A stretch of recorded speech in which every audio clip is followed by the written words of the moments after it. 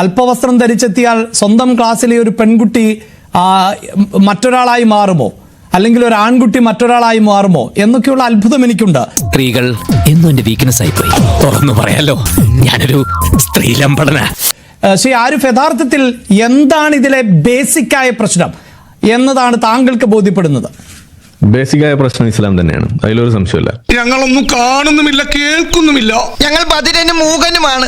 അതെന്താന്ന് ഞാൻ പറഞ്ഞുതരാം. അതായത് ഇവിടെ ഇപ്പോൾ നമ്മൾ കണ്ടത് എന്താണ്, ലഹരിയിൽ ഇതിനെന്തോ ഗുണമുണ്ടോ ഇല്ലയോ എന്നൊക്കെ വലിയ കൊണാണ്ട്രം ചോദ്യമൊക്കെ വെച്ച് ചെയ്യുമ്പോൾ സത്യത്തിൽ ഇവർ ശ്രമിക്കുന്നത് ഇവർക്ക് ഉണ്ടായി പോയിട്ടുള്ള ഒരു അബദ്ധം അല്ലെങ്കിൽ പിടിക്കപ്പെട്ടുള്ള ഒരു അവസ്ഥ ഈ പറയുന്ന താലിബാനിസ് ഇവിടെ ഇറക്കാൻ നോക്കി. അതായത് ഇസ്ലാമിന്റെ യഥാർത്ഥ മുഖം ഇവിടെ ഇറക്കാൻ നോക്കിയപ്പോൾ അത് പിടിക്കപ്പെട്ടു.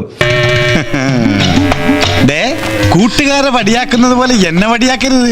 ഇവിടെ എന്താ പറഞ്ഞത്, ഇതില് എന്താണ് ഇതിന്റെ സാംസ്കാരിക ശൂന്യത എന്നാണ് ചോദിച്ചപ്പോൾ ഒരെണ്ണം പോലും പറയാൻ കഴിഞ്ഞിട്ടില്ല. കുത്തി ചോദിച്ചപ്പോൾ എന്താ പറഞ്ഞത്, അല്പവസ്ത്രം ധരിക്കുന്നതിനെ കുറിച്ചാണ് പറഞ്ഞത്. ശരി, ഇതിലിപ്പോ കുട്ടികളോട് അല്പവസ്ത്രം ധരിക്കാൻ ഇവിടെ എവിടെയും പറഞ്ഞിട്ടില്ല. അങ്ങനെ ധരിച്ചതുകൊണ്ട് അവരുടെ ഒരു ഇൻഡിവിജ്വൽ ചോയ്സ് എന്നുള്ള രീതിയിൽ അത് ചെയ്യുന്ന മുതിർന്നവർ എവിടെയെങ്കിലും ഉണ്ടെങ്കിൽ അത് അവരുടെ കാര്യം. സ്കൂൾ കുട്ടികളുടെ അടുത്ത് അങ്ങനെ പറഞ്ഞിട്ടുണ്ടോ? ഇല്ല. അപ്പൊ പിന്നെ ഇവിടെ അത് പറയാനുള്ള അവസരം ഉണ്ടോ? ഇല്ല.